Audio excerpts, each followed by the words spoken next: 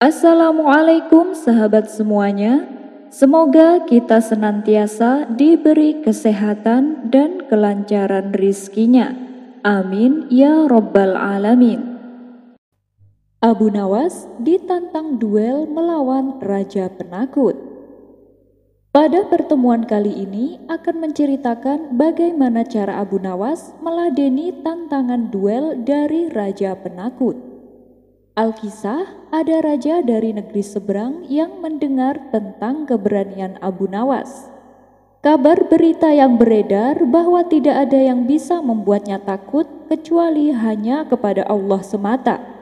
Hal ini membuat sang raja merasa tertantang. Dan secara kebetulan Abu Nawas sedang berada di negeri tersebut. Maka dipanggillah Abu Nawas untuk menghadap sang raja. "Apakah engkau yang bernama Abu Nawas?" tanya sang raja. "Benar yang mulia," jawab Abu Nawas. "Aku dengar kau adalah lelaki yang pemberani. Benarkah itu?" tanya sang raja kembali. "Benar yang mulia, meskipun saya salah, saya tetap berani. Apalagi kalau saya benar," jawab Abu Nawas. Mendengar itu, sang raja sempat heran. "Meskipun salah, kau tetap berani? Apa maksudnya?" tanya sang raja. "Maksudnya berani menerima hukuman atas kesalahan yang saya lakukan," jelas Abu Nawas. "Oh begitu, baiklah, karena kau seorang yang pemberani, aku ingin menantang duel denganmu. Apakah kau siap?" tanya sang raja. "Soal itu gampang yang mulia, tapi apa alasannya Tuan Raja ingin menantang duel?" kata Abu Nawas balik bertanya. "Aku ingin menguji sampai sebesar mana keberanianmu," ujar sang raja. Sejenak Abu Nawas terdiam. Dalam hati ia berkata, "Badan sebesar itu mengajak duel, tentu saja aku pasti akan kalah." Ia pun memutar otak agar bisa lepas dari tantangan tersebut. "Bagaimana Abu Nawas? Kenapa kau diam? Atau jangan-jangan kau takut padaku? Tidak kusangka ternyata kau seorang pengecut," ledek sang raja. Tak mau kalah dengan gertakannya, Abu Nawas langsung berkata, "Aku berani menerima tantangan Anda, tapi beri waktu 3 hari. Sang raja pun membalas, "Baik, permintaanmu aku turuti." Maka Abu Nawas dipersilahkan untuk meninggalkan istana. Dalam 3 hari tersebut, Abu Nawas memanfaatkan untuk mencari info tentang kelemahan sang raja. Namun usaha yang ia lakukan belum juga mendapatkan hasil. Hingga akhirnya ada salah satu warga yang memberikan solusi kepadanya. "Kenapa tidak kau temui saja orang yang dulu mengasuh raja waktu kecil?" Mendengar saran tersebut, Abu Nawas langsung bertanya, "Di mana aku bisa menemuinya?" tanya Abu Nawas. Orang itu pun lalu memberikan alamat rumahnya. Singkat cerita, 3 hari pun berlalu, dan tibalah saatnya bagi Abu Nawas untuk berduel melawan sang raja. Kabar ini pun beredar dengan cepat hingga sampai ke pelosok negeri. Para penduduk sudah tak sabar untuk menyaksikan pertandingan antara Abu Nawas dengan sang raja. Mereka berbondong-bondong memadati alun-alun kota. Tak berapa lama datanglah Abu Nawas. Ia melangkahkan kakinya dengan penuh percaya diri. "Kau hebat Abu Nawas, ternyata kau punya nyali juga," kata sang raja. "Kan sudah aku bilang, aku tidak takut kepada siapapun kecuali kepada Allah," balas Abu Nawas. "Bagus, sekarang kita mulai saja pertandingan duelnya," timpal sang raja. "Tapi Tuan Raja, sebelumnya izinkan aku bertanya, bolehkah aku mengajak serta sahabatku?" ucap Abu Nawas. "Oh, jadi kamu mainnya keroyokan? Silakan, aku sama sekali tidak takut," balas sang raja. "Keroyokan? Itu perbuatan seorang pengecut yang mulia. Aku mengajak serta sahabatku bukan untuk ikut melawanmu, tapi hanya untuk ikut menyaksikan," ujar Abu Nawas.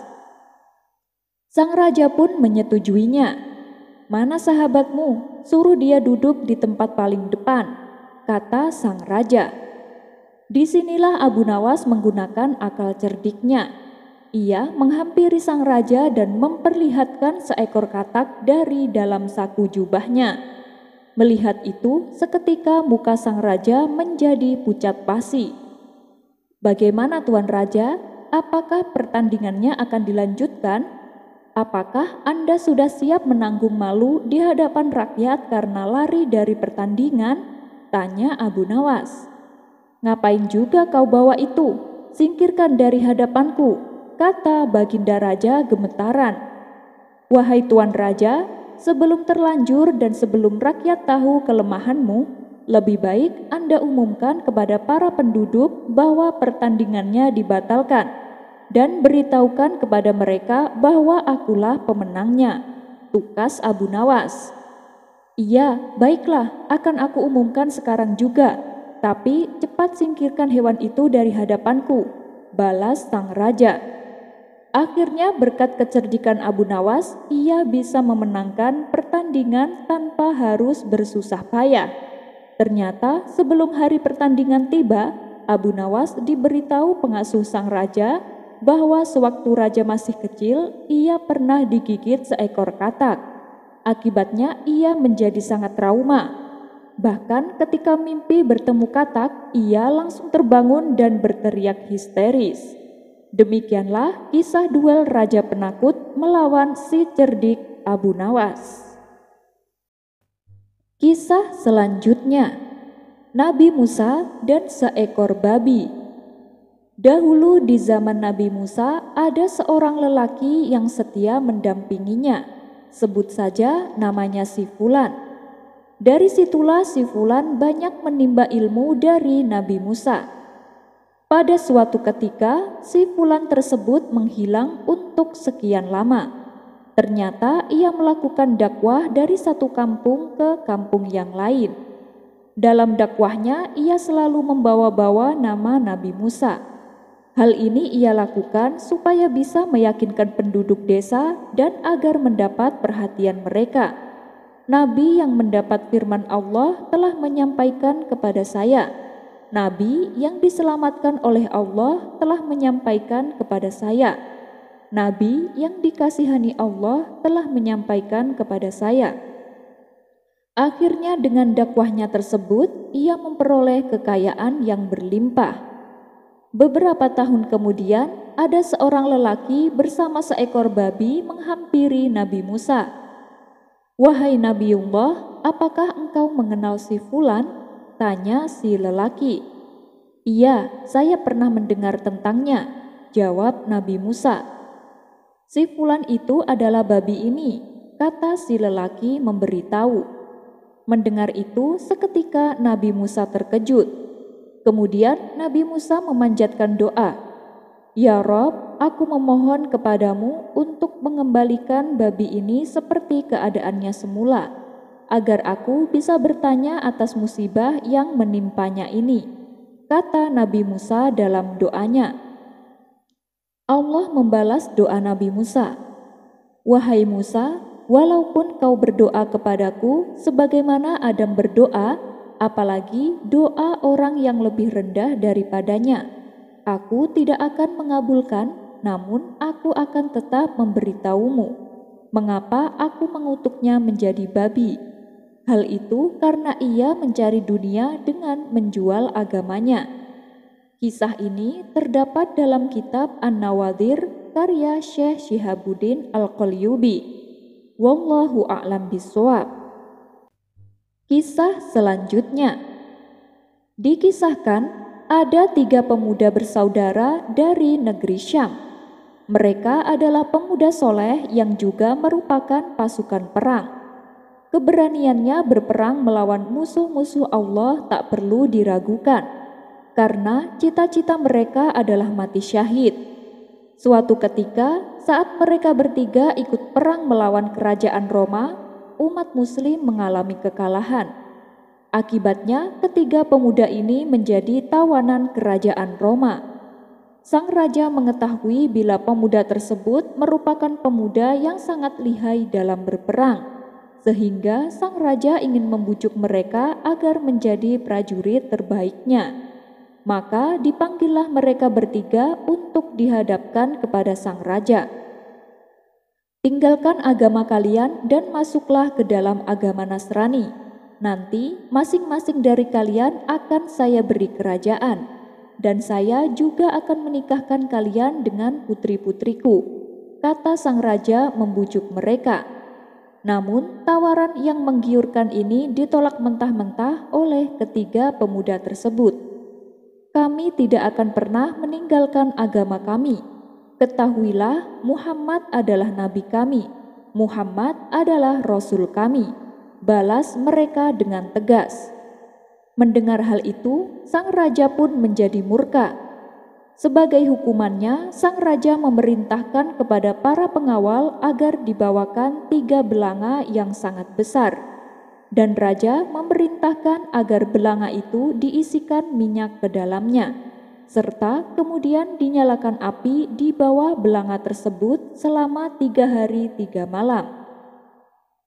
Selama 3 hari itu pula, ketiga pemuda tersebut dihadapkan ke arah belanga yang berisi minyak mendidih. Kalau kalian tidak mau meninggalkan agama kalian, kalian nanti akan saya lemparkan ke dalam belanga itu, ancam sang raja. Setelah 3 hari berlalu, tibalah saatnya penentuan nasib mereka bertiga. Hari ini adalah kesempatan terakhir bagi kalian. Tinggalkanlah agama kalian dan masuklah ke dalam agama Nasrani.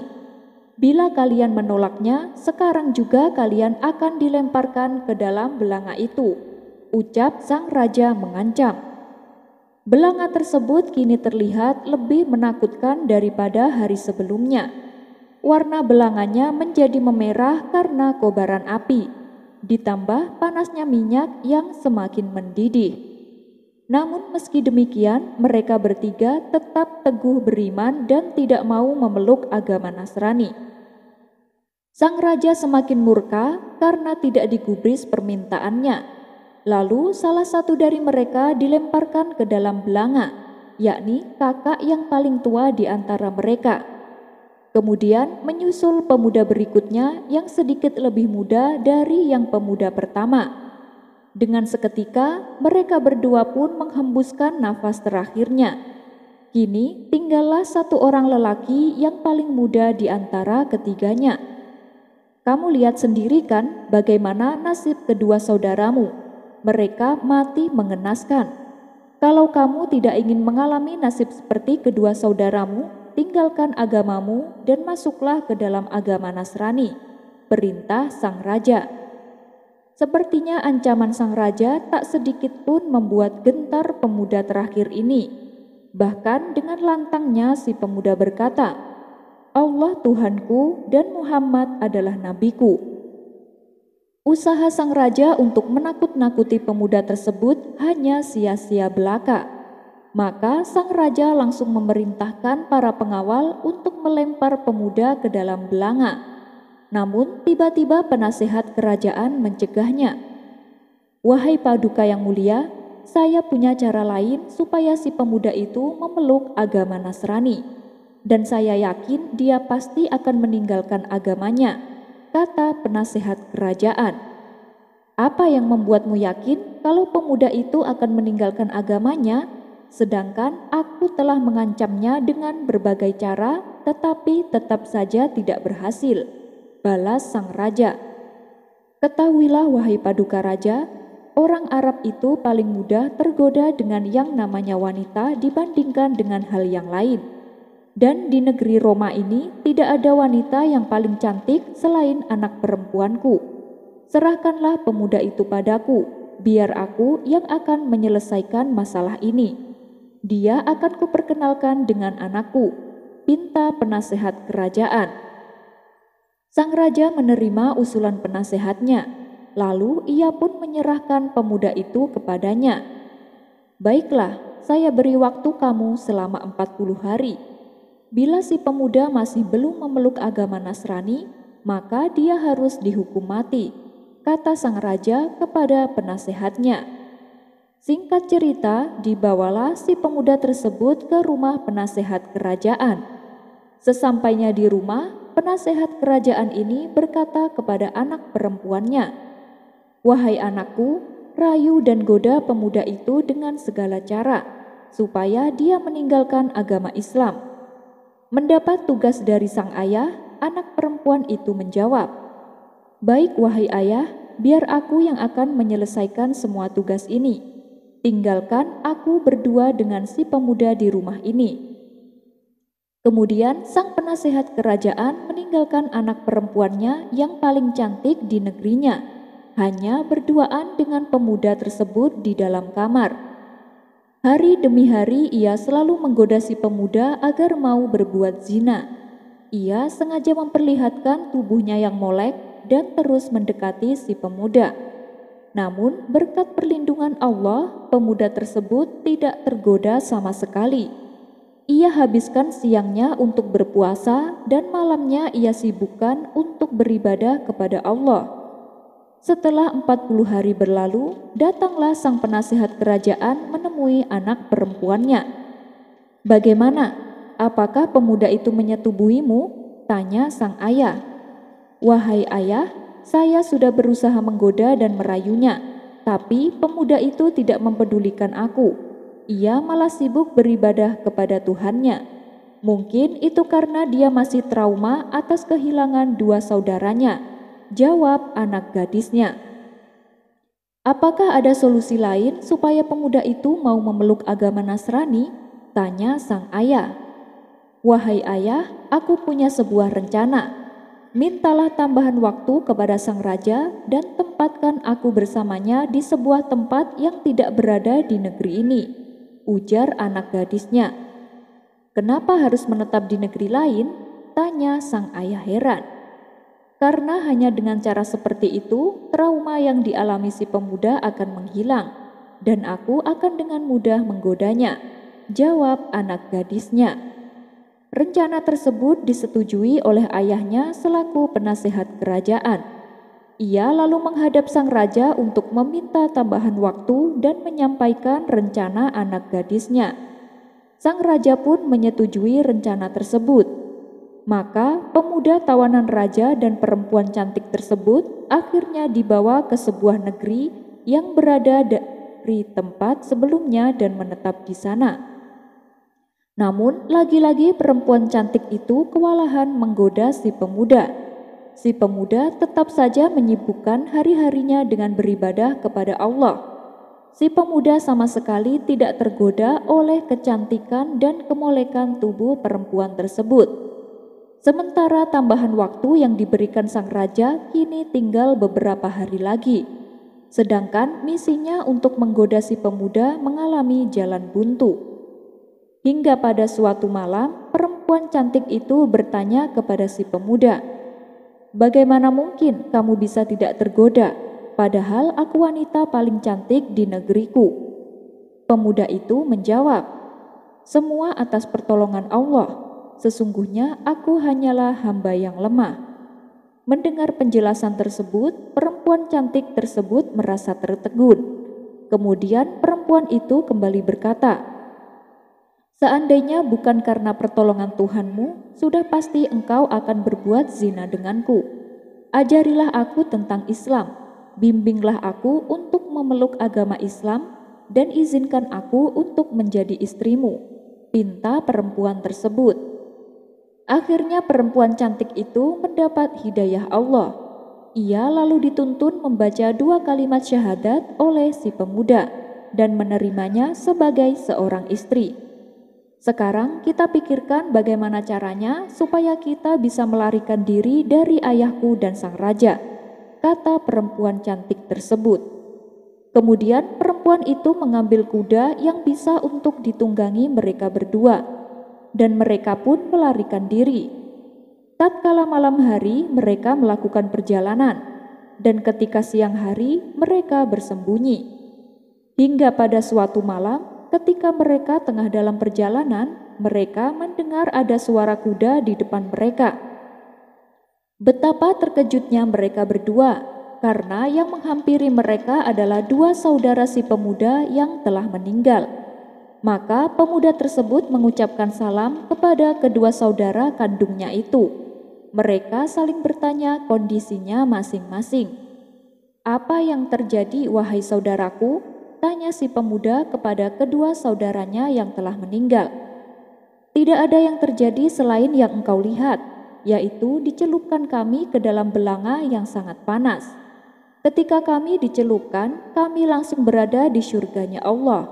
Lalu Allah menghadirkan kami di sini, di hadapanmu, wahai saudaraku, supaya kami bisa menyaksikan pernikahan antara engkau dengan wanita ini." Maka menikahlah si pemuda dan perempuan cantik tersebut dengan disaksikan kedua saudaranya. Setelah itu, kedua saudaranya pun hilang dalam sekejap, dan kedua mempelai pengantin menetap di negeri Syam, hidup sebagai suami istri. Kisah ini terdapat dalam kitab Irsyadul Ibad. Ada kisah yang tidak kalah menarik, yaitu tentang seorang pemuda soleh dan wanita pelacur. Diceritakan pada zaman Bani Israel hiduplah seorang wanita cantik jelita. Tak hanya cantik, tapi wanita ini juga kaya raya. Namun sayang, kekayaan yang ia dapatkan hasil dari menjual diri, yaitu sebagai pelacur. Setiap hari pintu rumah wanita ini selalu terbuka lebar, sedangkan dirinya duduk terlentang di atas ranjang tepat di depan pintu rumahnya. Hal ini ia lakukan untuk menggoda setiap lelaki yang berjalan melewati depan rumahnya.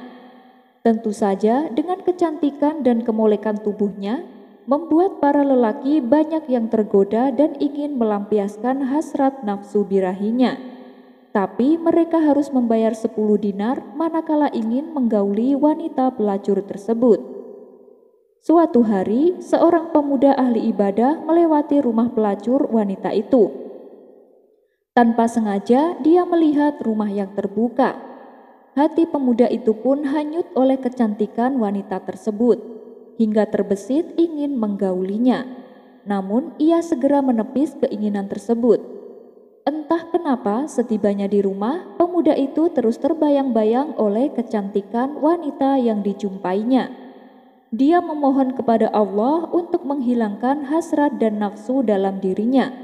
Namun keinginan nafsunya tak kunjung hilang, bahkan semakin menjadi-jadi.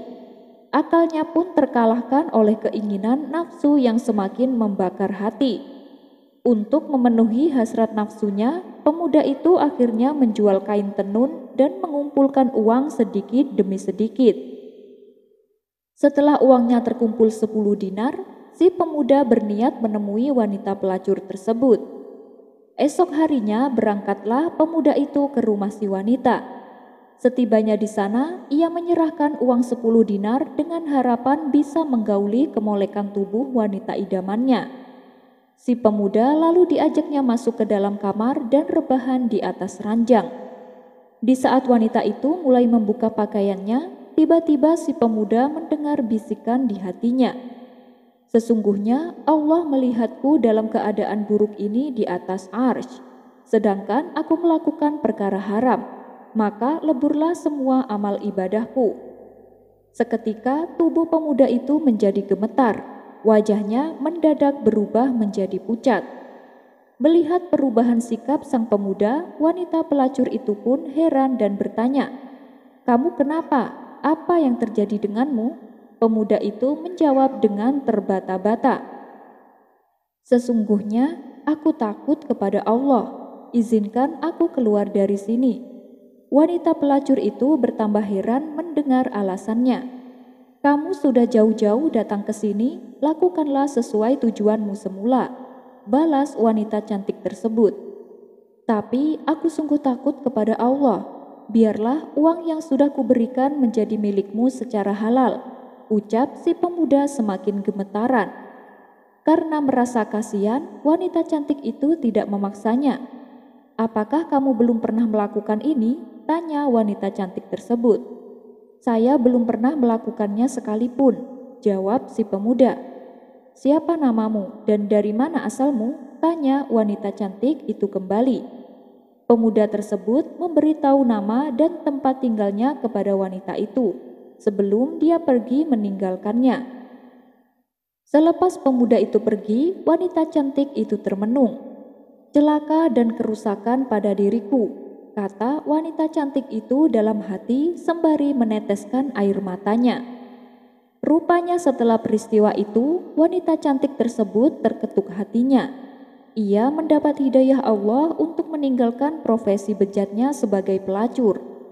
Perasaan takut kepada Allah pun semakin mendera dalam hatinya, sampai-sampai dia berkata kepada dirinya sendiri, "Pemuda itu telah melakukan awal perbuatan dosa, namun hatinya telah dimasuki oleh ketakutan pada Tuhannya. Sedangkan aku telah melakukan perbuatan dosa selama sekian tahun. Tuhan yang dia takuti adalah Tuhanku juga. Seharusnya ketakutanku lebih besar daripada ketakutan si pemuda." Saat itu pula wanita tersebut semakin sadar dan semakin takut kepada Allah. Suatu hari terbesit dalam hati wanita cantik itu ingin menemui pemuda yang membuatnya bertaubat. "Sesungguhnya jika aku bisa menemui pemuda itu, mungkin dia bisa menikahiku dan aku ada di sisinya. Aku akan belajar darinya tentang perkara agamaku dan ibadah kepada Tuhanku," pikir wanita cantik tersebut. Esok harinya, wanita cantik itu pergi ke desa tempat pemuda itu menetap. Setelah menempuh perjalanan yang cukup jauh, sampailah ia di sebuah desa yang dituju. Wanita itu pun menanyakan tentang keberadaan dan tempat tinggal si pemuda kepada para penduduk desa. Mereka lalu mengantarkan wanita itu untuk menemui pemuda yang dicarinya. Sesampainya wanita itu di depan rumah si pemuda, penduduk desa memberitahu kepada si pemuda bahwa ada seorang wanita datang dari jauh mencarinya. Pemuda itu pun keluar dari dalam rumahnya untuk menemui wanita yang mencarinya. Si pemuda masih kebingungan dan tidak mengenalinya, sebab si wanita wajahnya tertutup cadar. Ketika cadarnya dibuka, baru si pemuda teringat bahwa wanita yang mencarinya adalah yang dulunya seorang pelacur, yang sempat membuat dirinya akan melakukan perbuatan maksiat. Si pemuda tiba-tiba menjerit keras, kemudian tubuhnya jatuh tersungkur ke tanah dan meninggal saat itu juga. Setelah proses pemakaman selesai, wanita cantik itu terlihat sedih. Dia datang jauh-jauh untuk tujuan baik, demi menemui pemuda soleh. Namun di saat itu juga ia harus kehilangannya. Kemudian wanita tersebut bertanya kepada para penduduk, "Apakah si pemuda memiliki saudara yang membutuhkan istri?" Para penduduk desa pun menjawab bahwa si pemuda memiliki seorang saudara yang juga soleh. Akan tetapi saudaranya ini hidup sengsara dan tidak memiliki harta. "Tidak masalah, karena sesungguhnya aku memiliki harta yang cukup banyak," balas wanita tersebut. Pada akhirnya, wanita cantik itu pun menikah dengan pria soleh yang miskin, yang merupakan saudara dari pemuda yang dicarinya. Dari pernikahannya inilah Allah Subhanahu wa Ta'ala mengaruniai 7 keturunan, yang mana 7 keturunan mereka menjadi nabi-nabi pada masa Bani Israel. Kisah ini terdapat dalam kitab Tanqihul Qaul, karya Imam Nawawi Al-Bantani. Hikmah yang bisa kita ambil dalam kisah ini, dosa sebesar apapun kalau kita bertaubat dengan sungguh-sungguh, maka Allah akan memuliakan kita, baik di dunia maupun di akhirat kelak, meskipun dulunya adalah seorang pelacur, apalagi hanya sebagai banci. Karena dalam suatu kisah yang lain, ada seorang banci yang ternyata jenazahnya dimuliakan oleh Allah. Kisah ini berawal ketika Syekh Abdul Wahab sedang berjalan menyusuri sebuah kampung. Tidak lama kemudian, tampaklah 4 orang yang sedang mengusung jenazah menuju sebuah perkuburan. Keempat orang tersebut terdiri dari 3 orang lelaki dan 1 perempuan. Syekh Abdul Wahab lalu menghampiri mereka dan meminta supaya perempuan tersebut tidak usah ikut mengusung, biar dia yang menggantikannya. Setibanya di pemakaman, Syekh Abdul Wahab ikut mensolati jenazah tersebut dan mengikuti acara prosesi pemakaman sampai selesai. Setelah acara prosesi pemakaman selesai, terbesit tanda tanya dalam benak Syekh Abdul Wahab. Ia pun lalu menanyakannya kepada wanita tersebut, "Siapa jenazah itu? Mengapa hanya kalian berempat yang mengiringi pemakamannya? Apakah kalian tidak punya tetangga?" Wanita itu menjawab dengan nada sedih, "Dia adalah putraku. Sesungguhnya tetangga kami banyak, tapi tidak ada yang mau mengiringi jenazah anak saya." Mendengar itu, Syekh Abdul Wahab bertambah heran. "Kenapa demikian?" tanya Syekh Abdul Wahab. "Mereka menganggap hina dan jijik kepada anak saya, hanya karena anak saya banci," jawab wanita tersebut. Karena merasa iba, Syekh Abdul Wahab lantas mengajak perempuan itu untuk mampir ke rumahnya. Dia suguhkan makanan dan memberikannya uang, pakaian, serta gandum. Lantas perempuan itu pun pamit pulang. Pada malam harinya, Syekh Abdul Wahab tidur dan bermimpi.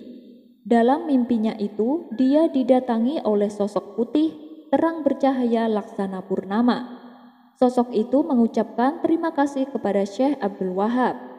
Syekh Abdul Wahab pun tertegun kemudian bertanya, "Siapa kamu?" Sosok itu menjawab, "Aku adalah ruh dari jenazah yang kau kuburkan tadi siang. Allah memuliakanku seperti ini karena manusia begitu meremehkan dan menghinaku di muka bumi." Kisah ini terdapat dalam kitab Ar-Risalah Al-Qusyairiyah, karya Imam Al-Qusyairi. Dalam kisah ini menjadi ibrah bagi kita, supaya jangan memandang hina kepada makhluk Allah, apalagi kepada manusia. Wallahu a'lam bishawab. Kisah selanjutnya, Nabi Sulaiman lupa mengucapkan kalimat insya Allah. Pada suatu ketika, Nabi Sulaiman mengumpulkan semua bala tentaranya, baik dari kalangan manusia maupun dari kalangan jin yang jumlahnya mencapai jutaan. Melihat itu, terbesit di benak Nabi Sulaiman ingin mempunyai banyak anak, di mana anak-anaknya nanti akan ia persiapkan menjadi prajurit yang berjihad di jalan Allah. Kemudian di hadapan bala tentaranya, Nabi Sulaiman berkata, "Demi Allah, malam ini aku akan berkeliling dan menggauli 99 istriku, dan masing-masing istri akan melahirkan satu penunggang kuda yang berjihad di jalan Allah." Malaikat yang mendapati hal itu segera menegur Nabi Sulaiman, "Wahai Sulaiman, katakanlah insya Allah." Malaikat tersebut berkata demikian dengan maksud supaya Nabi Sulaiman mengikuti apa yang dikatakannya. Namun Nabi Sulaiman yang sedang sibuk memperhatikan pasukannya lupa untuk mengucapkan kalimat insya Allah. Singkat cerita, setelah berkeliling menggauli semua istrinya, beliau merasa bahagia karena mengira akan mempunyai prajurit-prajurit baru. Namun harapan dengan kenyataan yang terjadi justru berbanding terbalik. Sebab dari sekian banyak istri yang digauli, hanya satu yang melahirkan, itu pun dengan kondisi yang tidak lengkap. Kondisi ini biasa dimaknai berupa bayi prematur atau bayi yang lahir dengan kondisi kurang sempurna. Usut punya usut, hal ini terjadi karena Nabi Sulaiman lupa mengucapkan kalimat insya Allah. Bila saja Nabi Sulaiman mengucapkannya, niscaya keinginannya akan terwujud. Kisah ini menjadi pembelajaran bagi kita, di mana bila kita akan berencana melakukan sesuatu, maka hendaknya ucapkanlah kalimat insya Allah. Kisah ini terdapat dalam kitab Hadis Sahih Bukhari dalam babnya Man Tolaba al-Jihad, mencari anak untuk berjihad. Wallahu a'lam bishawab.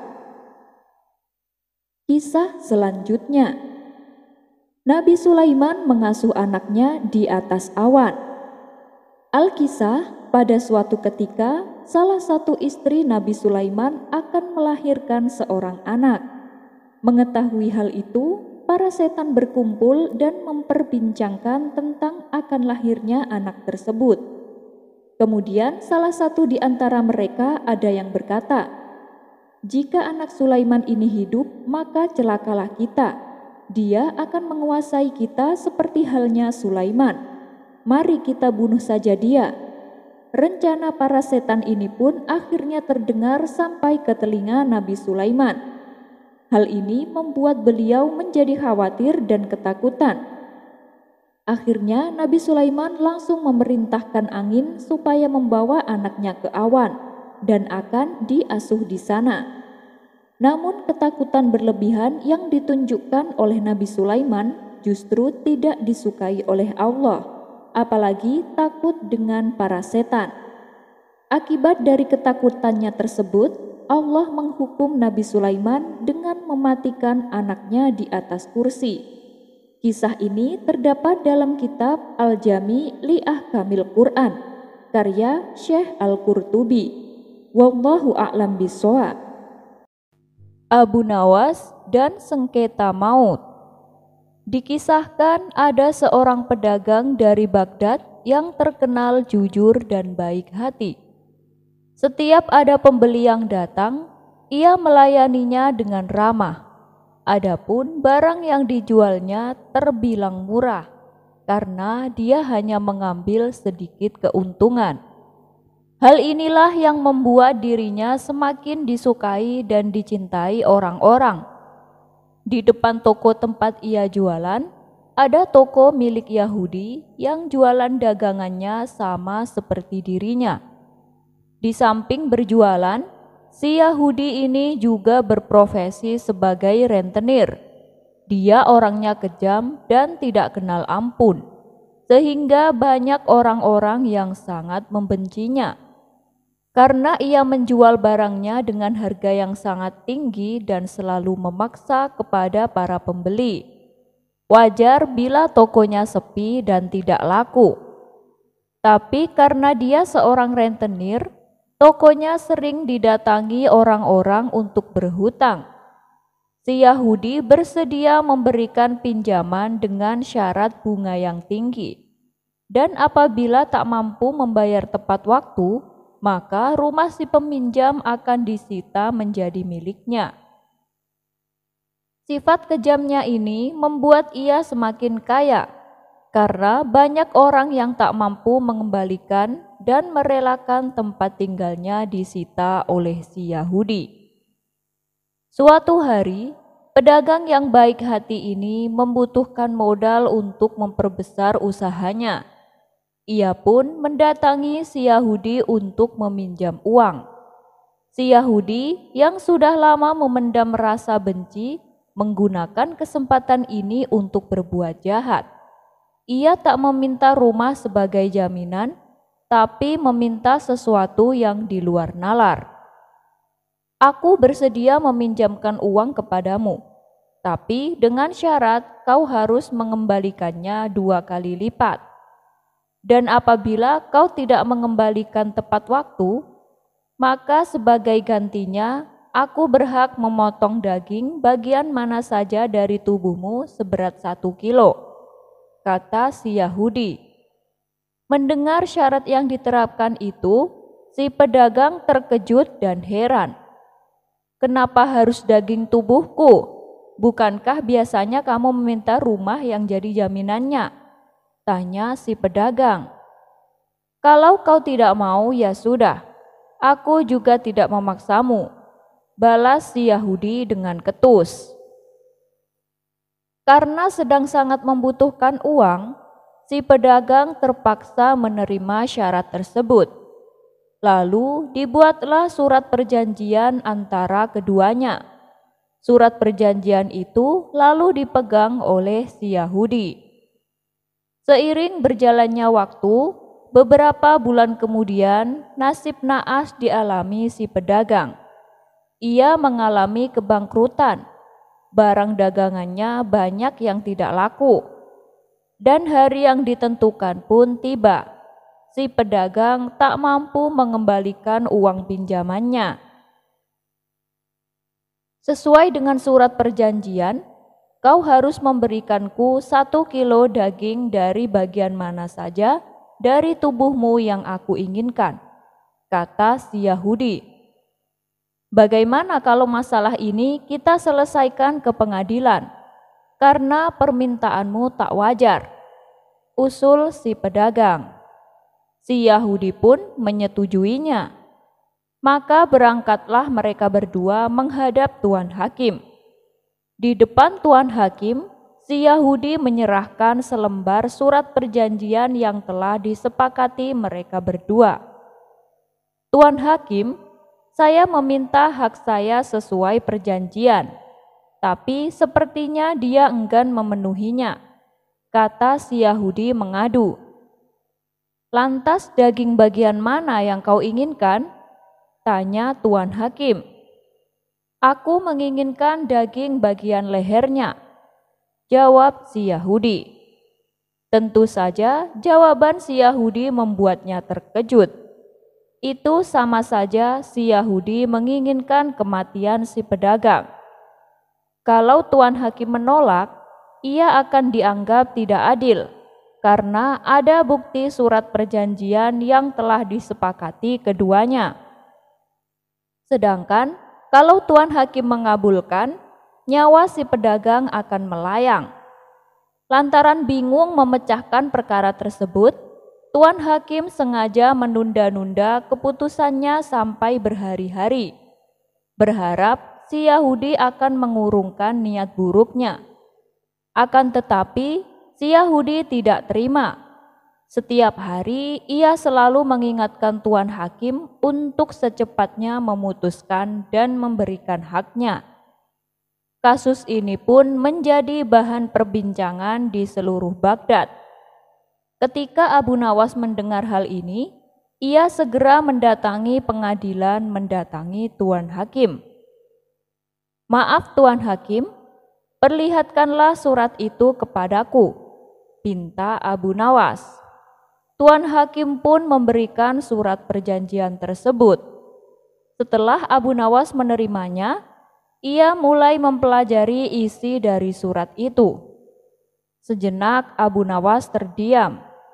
Ia mencari solusi yang tepat untuk memecahkan masalah ini.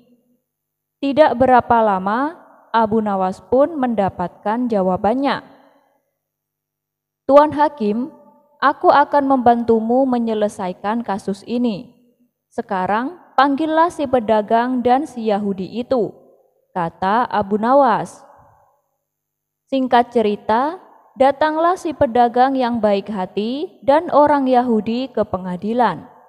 Abu Nawas lalu bertanya kepada si pedagang, apakah sewaktu kau menulis surat perjanjian, kau setuju dan mengizinkan kalau si Yahudi memotong 1 kilo dari bagian mana saja tubuhmu yang diinginkannya? Si pedagang menjawab, iya Tuan Abu. Lalu apa yang kau harapkan dengan kasus ini? Tanya Abu Nawas kembali. Aku hanya ingin keputusan yang terbaik. Itu saja Tuan Abu, jawab si pedagang pasrah. Setelah bertanya kepada si pedagang, Abu Nawas lalu berkata kepada Tuan Hakim, wahai Tuan Hakim, izinkanlah aku menjadi hakim untuk memutuskan kasus yang satu ini, pinta Abu Nawas. Silahkan Abu Nawas, sekarang kau yang menjadi hakimnya, jawab Tuan Hakim. Menurut saya, tidak ada keraguan di dalam surat perjanjian ini. Si Yahudi berhak menuntut haknya. Mau tidak mau, si pedagang harus merelakan 1 kilo daging dari bagian tubuhnya. Dan itu harus dilakukan saat ini juga, kata Abu Nawas. Tuan Hakim kaget mendengarnya. Ia tak menyangka kalau Abu Nawas justru membela si Yahudi. Begitu juga dengan si pedagang. Ia mengira akan dibela Abu Nawas, namun justru sebaliknya. Sedangkan si Yahudi merasa senang karena dendamnya kepada si pedagang akan terbalaskan. Lalu bagian tubuh mana yang kau inginkan? Tanya Abu Nawas kepada si Yahudi. Saya menginginkan bagian lehernya, jawab si Yahudi dengan bangganya. Baik, keinginanmu dikabulkan. Wahai Tuan Hakim, ambilkanlah pisau untuknya, perintah Abu Nawas. Dengan berat hati, Tuan Hakim memberikan pisau kepada si Yahudi. Betapa senangnya si Yahudi karena tidak lama lagi si pedagang akan mati di tangannya. Kemudian Abu Nawas kembali berkata kepada si Yahudi, "Kamu boleh memotongnya sekarang, tapi ingat, kau harus memotongnya sesuai surat perjanjian, yaitu tepat 1 kilo daging. Tidak boleh lebih, tidak boleh kurang. Jika ternyata daging yang kamu potong tidak sesuai, maka sebagai hukumannya kamu harus dibunuh dan semua harta kekayaanmu akan disita oleh negara." Spontan si Yahudi kaget mendengarnya.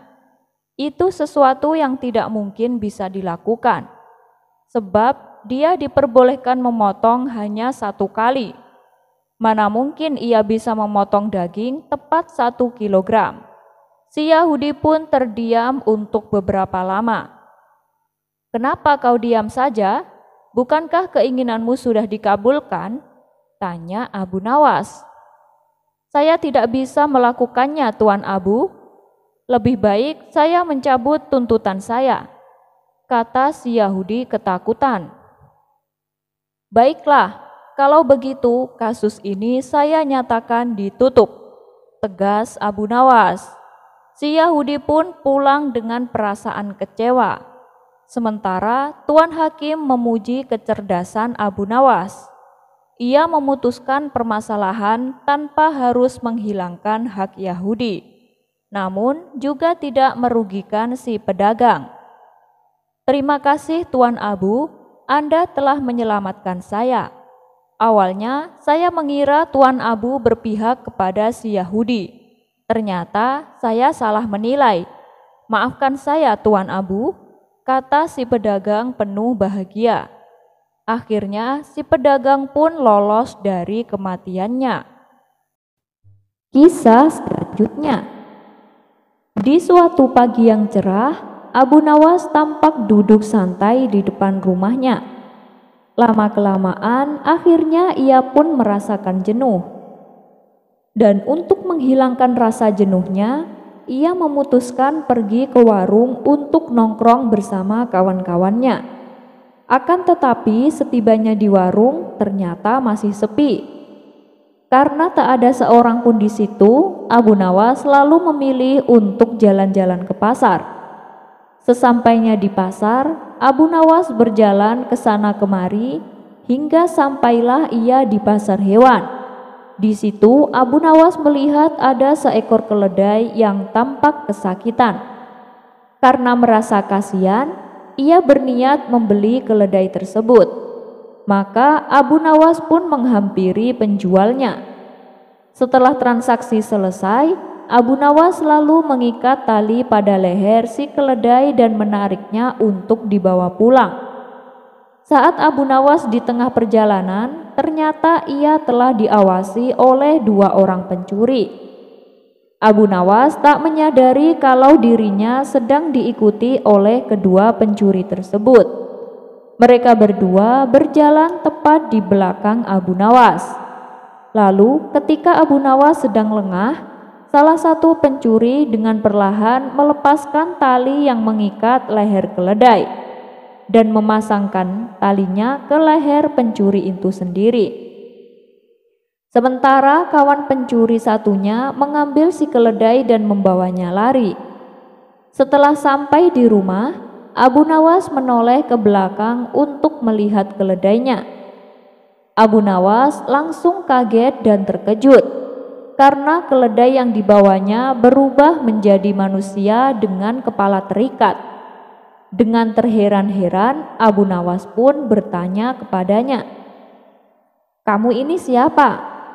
Dengan berpura-pura menangis, orang itu menjawab, "Wahai Tuan, aku orang yang bodoh. yang telah dimurkai oleh ibuku. Beliau telah mendoakan agar Allah mengubahku menjadi seekor keledai, dan doa beliau pun dikabulkan oleh Allah. Kemudian mereka menjualku di pasar. Namun berkat barokah tanganmu, bentukku dapat berubah kembali menjadi manusia seperti semula. Pencuri itu pun lalu mendekat dan menciumi tangan Abu Nawas seraya mengucapkan terima kasih dan minta didoakan. Entah kenapa, kali ini Abu Nawas bisa dengan mudahnya percaya atas perkataan si pencuri tersebut. Bahkan ia menasihati agar jangan lagi mengulangi kesalahannya dan senantiasa untuk berbakti kepada orang tuanya. Abu Nawas pun lalu melepaskan pencuri tersebut. Hari berikutnya, Abu Nawas kembali jalan-jalan ke pasar. Dan ketika sampai di pasar hewan, tiba-tiba ia melihat keledainya yang dibelinya tempo hari. Dengan cepat, Abu Nawas mendatangi keledai tersebut dan membisikkan ke telinganya, "Wahai pria kurang ajar, tidak mendengarkan nasihatku, sehingga ibumu murka lagi padamu dan kembali mengutukmu menjadi keledai. Kali ini aku tidak akan membelimu lagi," ujar Abu Nawas geram lalu meninggalkannya. Sekian dulu perjumpaan kita kali ini. Sampai bertemu lagi di kisah selanjutnya. Terima kasih yang sudah subscribe dan setia menonton channel ini. Wassalamualaikum warahmatullahi wabarakatuh.